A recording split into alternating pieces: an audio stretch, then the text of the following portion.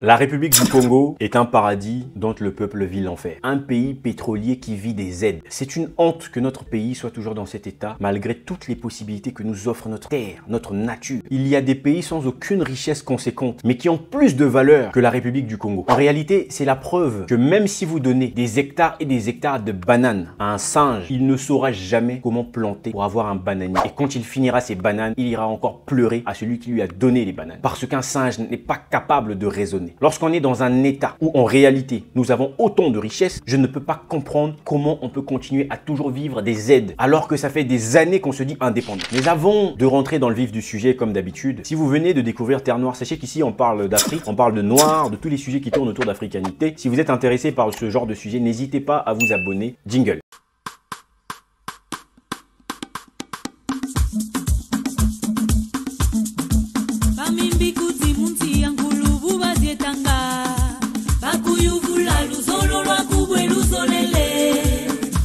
Alors, je tiens quand même à rappeler une chose qui est importante, c'est que le Congo ne fait pas exception. La plupart des pays africains sont en réalité des mendiants. Donc le Congo n'est pas le seul pays mendiant en réalité. La plupart des pays sont là en train de mendier, puisque c'est ça la mendicité en réalité. On va pleurer chez les autres pour avoir de l'aide à chaque fois. Et bien entendu, nous sommes donc considérés comme des enfants à qui on doit donner du lait, à qui on doit tout donner. Parce que si vous regardez dans le détail les aides que perçoivent des pays africains, mais aujourd'hui on parle de la République du Congo, mais vous allez avoir l'impression que finalement on nous donne des aides pour tout. Bientôt on nous donnera même de l'aide pour respirer. Limite, c'est-à-dire qu'on n'est pas capable aujourd'hui d'avoir un secteur où on peut dire que là on maîtrise, nous n'avons pas besoin d'aide supplémentaire. Nous prenons tout comme des mendiants, comme un cochon à qui on est en train de donner à manger, qui ne réfléchit pas 2 secondes. Je vais vous lister ici quelques aides, qui parfois, il y a des aides, vous allez voir, qui constituent un non-sens. À un moment donné, en 2024, on est encore ce genre d'aide, on ne comprend pas, mais bon, vous savez, c'est le mystère de l'Afrique, c'est ça malheureusement, parce que on pleure très souvent, on est souvent à dire là oui, il faut qu'on soit fier, respectez-nous. Comment voulez-vous qu'on vous respecte lorsque vous êtes des mendiants? Lorsque vous marchez là dans la rue, lorsque vous êtes en voiture dans la rue, parfois lorsque le mendiant arrive vers vous, vous faites quoi? Vous montez votre vitre de véhicule, vous voulez simplement ignorer et vous regardez, vous dites je n'ai pas d'argent. Mais oui, et c'est exactement comme ça que les autres nous perçoivent. Des mendiants qui sont là, mais des mendiants qui ont des richesses. Voilà la différence. Des mendiants qui ont des richesses, mais qui sont incapables aujourd'hui de faire valoir ces richesses-là. Mais de toute façon, je ferai une autre vidéo une autre fois pour expliquer un petit peu justement la différence entre la richesse dans la tête et la richesse matérielle de la nature. Maintenant, nous allons voir un peu la liste des aides, parce que franchement, j'en ai pris quelques-unes, parce que bon, je peux pas faire toute la liste. On est tellement mendiants dans tout que c'est compliqué. Alors, je vais donc vous lister les fameuses aides. Vous avez d'abord donc une aide que nous donnent les États-Unis de manière générale, c'est environ 24 millions de dollars. Et ça, c'est pour le programme lié à la santé, à l'éducation et à la gouvernance, y compris des initiatives de renforcement de la démocratie et des droits de l'homme. Donc, santé, éducation, gouvernance, démocratie, des droits de l'homme. Donc nous, aujourd'hui, il faut qu'on nous donne de l'argent pour notre propre santé, pour notre gouvernance, pour même les histoires de droits de l'homme. Et après, demain, vous êtes étonnés que les Occidentaux viennent nous demander des comptes concernant la situation politique de chez nous, alors qu'ils nous donnent de l'argent pour le renforcement de la démocratie et des droits de l'homme. Et alors, c'est totalement normal. Pourquoi à un moment donné, on se met à pleurer dans ce cas? Deuxième aide, même le Canada, via le CFLI, donc Canada Fund for Local Initiative. Et là, c'est un montant qui est aux alentours de 20 à 30 000 dollars canadiens par projet. En gros, ce sont des fonds de soutien des projets locaux à fort impact, principalement dans le domaine de la démocratie et des droits humains. C'est-à-dire qu'aujourd'hui, lorsque vous avez des projets dans le domaine, en tout cas, de la démocratie et des droits humains, vous avez la possibilité, via le Canada, de recevoir de l'argent, puisqu'on estime que notre pays souffre de problématiques de démocratie, puisque ce genre de fonds ne peut pas exister dans un pays où on considère qu'il y a une vraie démocratie. Voilà la réalité dans le fond. Nous avons besoin même des aides comme ça. Quand vous avez un projet pour la démocratie potentiellement, vous pouvez aller voir donc le Canada potentiellement avec le CFLI pour avoir 20 ou 30 000 dollars canadiens. Bien.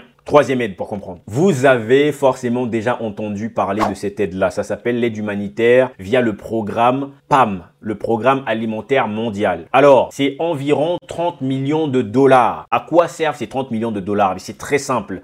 Ça sert à lutter contre l'insécurité alimentaire avec une distribution de nourriture et de transferts monétaires. Je ne sais pas s'il y a des gens qui se rappellent, il fut un temps en République du Congo, et d'ailleurs je ne sais pas si ça continue encore, où les enfants dans les écoles primaires, dans les écoles publiques de manière générale, recevaient à manger. Vous savez, soit c'était le fognon, je ne sais pas, il y a peut-être des gens qui n'ont jamais mangé tout ça, soit c'était le fognon, après à un moment donné, il y a eu, je crois, des histoires de haricots, mais tout ça, ça vient des histoires de PAM. À un moment donné, on pleure le respect tous les jours. Voilà dans quoi on se retrouve aujourd'hui, à recevoir de l'argent pour qu'on ait la capacité de pouvoir nourrir des gens. Nous sommes des pays pauvres. Arrêtez donc de dire que nous sommes riches. Parce que lorsqu'on est incapable d'utiliser sa richesse, on n'est pas riche du tout. Parce que c'est ça la réalité. La richesse, on la reconnaît lorsqu'on est capable de la valoriser. Vous voyez par exemple une entreprise, quand une entreprise, on parle de la valeur d'une entreprise, ça veut dire que des gens ont pu chiffrer la valeur de leur entreprise. Nous sommes incapables de valoriser nos richesses. En quoi sommes-nous riches alors? Voilà la réalité. Même pour manger, on nous donne de l'argent. Pour notre démocratie, à nous-mêmes, on nous donne de l'argent. Pour notre santé, on nous donne de l'argent. C'est quel degré de mendicité, les amis? Point d'interrogation.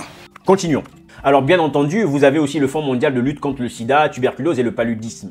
Là encore, on frappe très fort, bien entendu. Le Congo est un pays qui est très touché par le paludisme, la tuberculose. Récemment, maintenant, on nous parle aussi potentiellement d'une augmentation de cas de personnes, en tout cas, qui ont le VIH. Donc, vous imaginez bien que c'est une opportunité d'aller gratter encore de l'argent. Et là, pareil, on nous parle donc de 64 millions de dollars alloués pour le traitement et la prévention de ces maladies. Mais à un moment donné, lorsque je vois des Africains crier et sursauter, on veut nous envoyer des vaccins pour nous tuer, on veut ceci. Mais on n'est même pas foutu nous-mêmes de dire bon, on prend la responsabilité de nos malades. On décide d'acheter nos vaccins nous-mêmes, on décide de traiter nos malades nous-mêmes. Mais alors ça sert à quoi de crier puisque la plupart des médocs, ils nous l'envoient, ils nous envoient de l'argent. On a la tête à l'envers. Voilà ce qui se passe en réalité. Continuons, c'est pas fini, la liste est très longue. Vous avez une aide aussi bien entendu venant de l'Union européenne. Même l'Union européenne se dit ah, le Congo souffre énormément, il va falloir qu'on leur trouve de l'argent. Et là, on parle de 144 millions d'euros. 144 millions d'euros vont être alloués sur une période, je crois, entre 2021 et 2027. Qui va se concentrer sur la gouvernance, le développement durable et la promotion de la paix. Vous voyez ce genre de choses? Gouvernance, développement durable, Donc, on va aux États-Unis, on nous donne un truc de gouvernance. On vient en France, gouvernance, développement durable. Mais on nous prend pour des cons. On fait comme les mendiants. Le mendiant fait quoi? Il se met au feu rouge. La première voiture, il demande. La seconde voiture, il demande. La troisième voiture, et c'est ce que nous faisons. On va au Canada, on va gratter. On va aux États-Unis, on va gratter. Fonds monétaire international, on va gratter. L'Union européenne, on va gratter. Mais c'est quel degré de mendicité? Même vous-même. Continuons. Vous avez aussi ce qu'on appelle donc le soutien des Nations Unies, bien entendu. Donc ça, le soutien des Nations Unies, c'est des montants qui varient en fait en fonction des projets. Et ça vraiment, c'est beaucoup de millions par an sur des initiatives aussi en matière de développement durable. Donc on est encore sur du développement durable, assistance humanitaire qu'on vient de recevoir de l'Union européenne, mais on a d'un côté les Nations Unies aussi qui nous offrent. Bien entendu, ensuite on arrive au FMI. Oh les amis, vous savez, on ne peut pas éviter cette aide-là puisque nous sommes spécialistes à mendier. Le FMI donne aujourd'hui à la République du Congo 291,6 millions de DTS. Donc ça fait environ 360 millions de dollars. Il nous le donne en prêt cette fois-ci et le financement est encore en cours, bien entendu. Vous savez, il y a beaucoup de négociations sur ce truc-là, mais bon, vous avez certainement déjà entendu parler. Il a fallu qu'on fasse beaucoup de restructuration pour prouver notre bonne foi. Vous savez, c'est comme le mendiant qui doit prouver. Mais c'est vrai, regarde, je n'ai pas les papiers, je souffre énormément, faut que tu m'aides. Et donc le Fonds monétaire international dit ah, toi aussi tu mendies un peu trop. Regarde, tu fais n'importe quoi. La dernière fois je t'ai donné, tu n'as rien fait de bon. C'est ce que nous faisons. Donc le mendiant, la République du Congo va dire oui, exactement, mais je suis désolé, mais là regarde, j'ai restructuré. C'est ce qui se passe en réalité. Et bien entendu, l'objectif c'est quoi avec cet argent? C'est pour soutenir les réformes économiques et la stabilisation financière. Puisque le Congo, financièrement, ça a été quand même compliqué lorsqu'il y a eu la crise du pétrole. Mais bon, c'est normal. Quand on met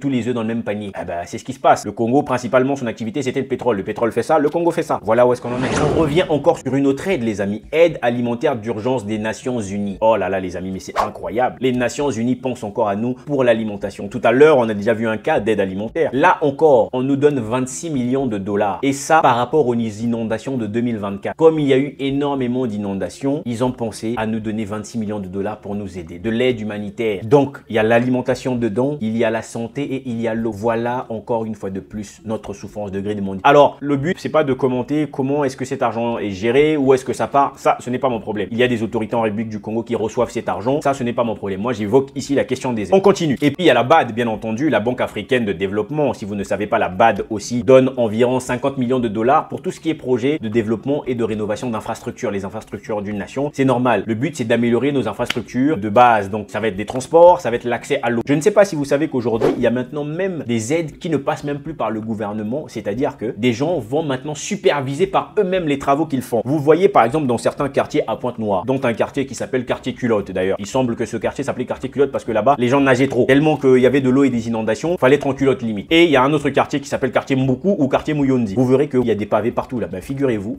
ce n'est pas le gouvernement congolais qui finance ces projets-là. Voilà dans quelle situation on se trouve. Tellement on se dit, mais il y a un problème, ces gens ont du mal à gérer. On va aller nous-mêmes. C'est comme si un mendiant vous demande de l'argent pour dire j'ai des enfants à nourrir. Vous avez donné.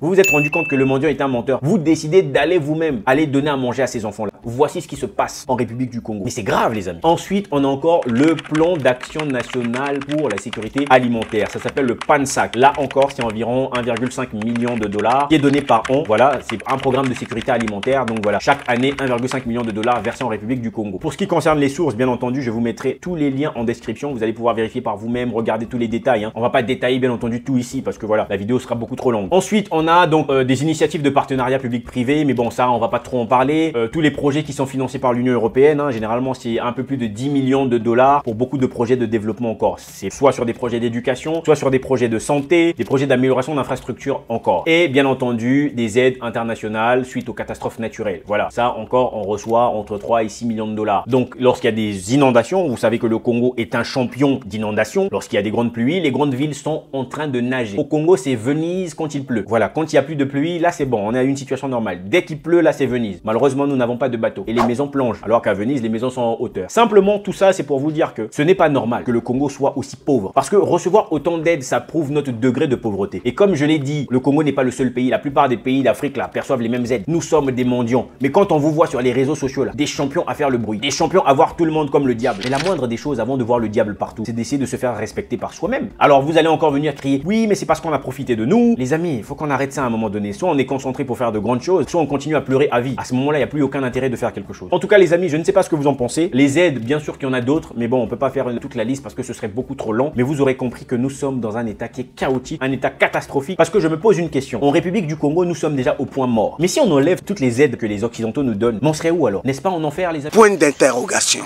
En tout cas, on se dit à très bientôt dans une prochaine vidéo. Si vous avez aimé celle-ci, likez, commentez, partagez. À bientôt. Imen.